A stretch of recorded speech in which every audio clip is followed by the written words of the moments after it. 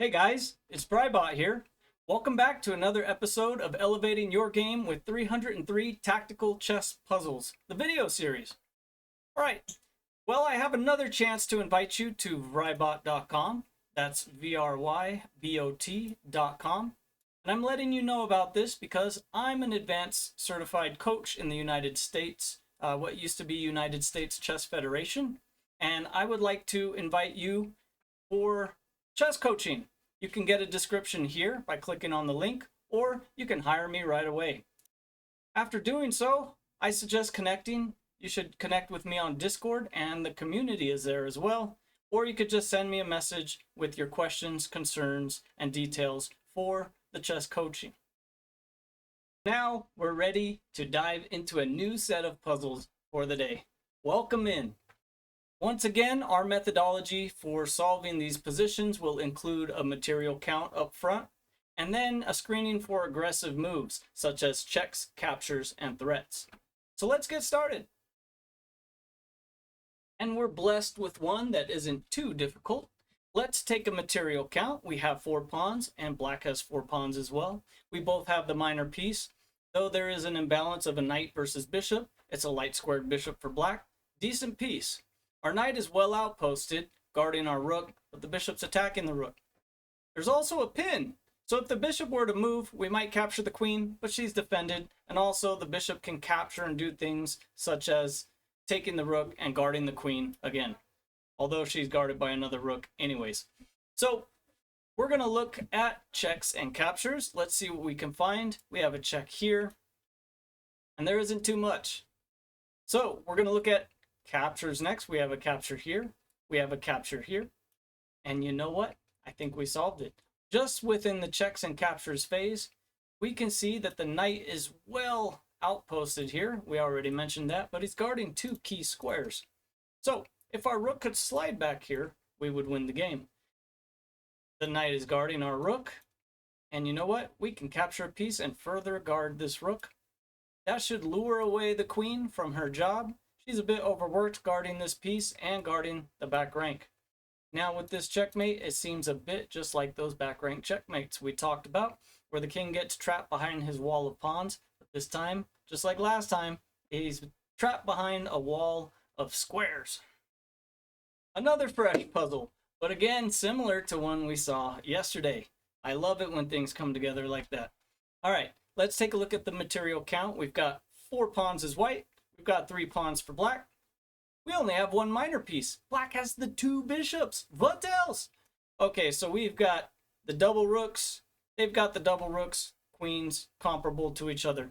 It looks like we're actually down some material. Let's see what happens next. You guessed it. We're going to be looking for checks and captures. So we have a check here. Any other check? We do have a capture that's a check as well. So there's our first capture. We have other captures. We can stop right here. I've already solved it. So with the queen capture, and knowing our story from yesterday, we know that knights and rooks are the greatest combo, secondary only to queens and rooks. Now, once the queen captures on h7, it forces the king forward. It's his only move. And then we're going to use the power of a knight and rook combo on the corner of the board. We talked about that. Often happening on the corner of the board and on the side of the board is this Arabic mate. So, or Arabian mate, I believe also is the name for that. And we saw an example of this last time. It looks like we were blessed with an interesting set today. These are not very difficult, and that's great. So let's take a look again at the material count. We're going to have to actually count this time. 2, 4, 6, 7, because things have traded. There's half open files. Stuff's all over the place. We've got double pawns. So we've got 7 pawns. I didn't know that. 2, 4, 6, 7. Black has 7 pawns as well. We each have the minor piece, the set of rooks, and the queen. So we can move on to the next step, which are checks and captures. So let's look for a check. I don't see a single check. Let's find some captures. I only see 2 captures. We could take here. We could take here. This one is really interesting because the queen's guarding it. We're going to have to put this together with some threats. How about pawn to e6, threatening the queen? I really like this quite a bit. The queen is guarding this entire file, if you will. And if the queen takes, we should be able to capture this right away. And it's funny, the queen won't be able to guard at all. She can even take us. We'll take back, but our rook is perfectly safe in his landing spot. Let's go back a moment and see what else could be a possibility here for black. Well, black could capture with the pawn, but it doesn't help with the knight on f5 due to the pin again. So this is an absolute pin. This pawn absolutely cannot move to guard the knight. Hey, you know what? An endgame puzzle. You know, that warms my heart. Let's do the quick count of the material. Looks like we have 3 pawns versus 3 pawns. Black is down a minor piece. We have the rook, so does white, but they have a knight. This is really sad for us. But if we look just a bit deeper in the position, we're doing just fine. Let's find our checks and captures. I don't see any checks, but we do have this capture here. That's the only capture I see on the board. We can look at threats next. Well, threats actually is the key to this position. With king to f3, I can attack this rook for a second time, threatening to play rook takes rook. But that's not the full threat. Now it looks like I blundered my rook. Oh darn, my rook. Oh darn, my rook. Oh no, my rook. But that's okay. We have a king and pawn mate. Look at this king and pawn setup. Just smashing through everything. That king is stuck just like a back rank mate, again, which is usually behind a wall of pawns, but again, it's behind a wall of key squares.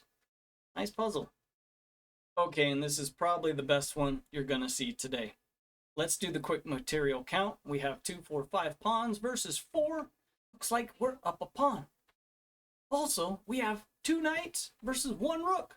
It looks like we're up some more material. That's incredible. Would something like being ahead in material give us the reason to go on the attack or maybe find brilliant moves? You bet it does. In the combination, being up material is a big deal. So let's take a look at what we can do.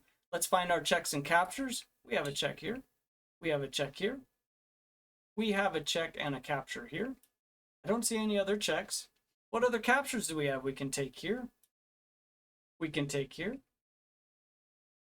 And let's look for threats. Now, again, we're going to do a bit of a combo on these tactics here. If I throw this knight in between and put a disconnection to this X-ray between the queen and the rook, I'm actually bothering these two quite severely. If rook takes, it's impossible because it's pinned. If queen takes, it's impossible because it's checked. So pawn takes, trying to remove that threat, but we disconnected the queen from the help of the rook. This is a really strong tactic, leaving us ahead quite a bit of material. Moving on, we have more work to do. We have to count the material again. Looks like we have 5 pawns. Looks like white has 5 pawns. White has 2 minor pieces. We have the rook and the knight, so that actually puts us ahead. We're up the exchange. Let's see if that's cause for any violence on the chessboard. I also notice a pin right away, but in helping us find our checks and captures, that's fine. Here we have a check and a capture. It's likely the only check on the board. It is. Let's look for other captures. We have a capture here, capture here. We have a capture here. We have a capture here. Not much else for action on the pieces. Threats. Well, one thing you should know is that when you have a pin, Chess Kid likes to say, put pressure on the pinned piece. So when you have a pin like this, you want to keep pressuring it. You want to attack that thing, especially since it can't move. So that's what we're going to do. My favorite move here is going to be rook to f5. we're going to threaten this with 2 pieces, not just 1. Only 1 piece is guarding it, that's the king. If it were my turn right now, I could slide right in and take it. They're probably going to need a defender. Let's put the queen in here. And this is what I saw when I was solving the puzzle. Knight to d4 is just awesome. It's a bone crusher. We're attacking the queen. All right, knight wants to take. He can't. Well, maybe the bishop takes this time. I don't think so. Now the bishop's pinned to the queen. So they're stuck with no one guarding this square. And on the next turn, the knight can capture it. The rook can go ahead and capture. Or the queen can go ahead and capture on f3. Any way you cut it, we get a pawn, and we're going to take a free piece on the next turn.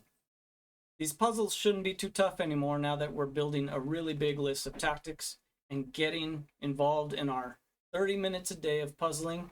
And I've been running about 10 of these with you every day. So let's just keep grinding. We have 2, 4, 5 pawns versus 2, 4, 6 pawns. We have comparable for the minor pieces, comparable for the heavy pieces. So it's very balanced, except it looks like white is up 1 pawn. But tactically, black's in the driver's seat. So we're going to look for our checks and captures. Here's a check. Any other check? I don't see any other check. Captures? Well, that one was a check and a capture. This one is a capture. This is a capture. So we could get our pawn back. But looks like white would capture our bishop. Our bishop's on pre. Interesting. But we actually don't have to look too far. We've already spotted the correct answer. Rook takes f2. King takes. We're going to fork the king and the queen. So that works. What about queen takes? A bit different from the fork. We're actually going to pin that queen to the king. The queen can't escape because that would place the king in danger. Now, while I was solving this one today, I noticed that there's a lot of different solutions here. Black can basically win a ton of different ways, but we're just going to do our regular methodology to try and find out best moves. So let's count the material. Looks like 2, 4 versus 5. We are down a pawn again. It's a dark square bishop versus a dark square bishop, and the rooks and the queens versus rooks and queens. Let's go ahead and find some checks and captures. Here we have a check and a capture. Here we have a really bad check. I don't like that. Any other captures? None notable. Okay. I really like this move to start with. It's in our list of checks and captures, makes it real simple. The only move white has to play is bishop takes. And there's a series of ways to win here. Bishop to c5, if the king just scoots over, we're going to check him on the back rank. We've seen that again. But if the bishop interposes, gets in the way, we can go to the back rank yet again. And the bishop can't even help this time. Even if he could, we'd just take it. But there's a pin here. So it's not even a legal move. This move ends the game. All right, moving on. Looks like we have another material imbalance. 2, 4, 5 versus 2, 4, 6. Black's up at least a pawn so far as we know. 2 minor pieces, 2 minor pieces. We have the light square bishop. Nice. The heavy pieces are the same for the material count. So we're going to have to find our checks and captures. Here's a check and a capture. Any other checks? Ooh, we have a check here. I like it. We have a check here. That seems pretty good. All right. Turns out these two don't work. Taking the queen, that's just a fair trade. We don't like that kind of stuff. So let's see if a threat would work as well. Rook to g8 is going to disconnect the king from his queen. He has to move to the side, in which case the queen will capture the queen, or he has to take the rook. That's probably his best bet. And we go ahead and grab a whole lot of material. That's going to lead to winning the game. And this one does look like our final puzzle of the day. 2, 4, 5, 2, 4, 5. We have 2 minor pieces, but they're 2 bishops. And black has the 2 minor pieces. We both have queens.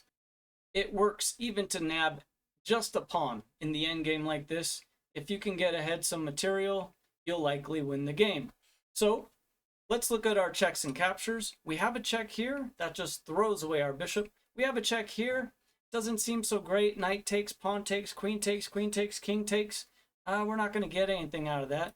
We actually have a really cool capture that's a threat. We get to take this, pawn on g5, and then just simply escape next move.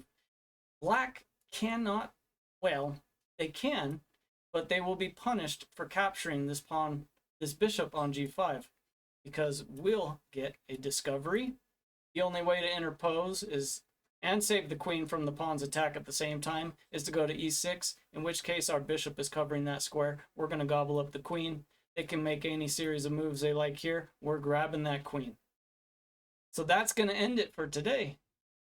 So once again, we come to the end of the video. It's my last chance again to invite you to vryBot.com.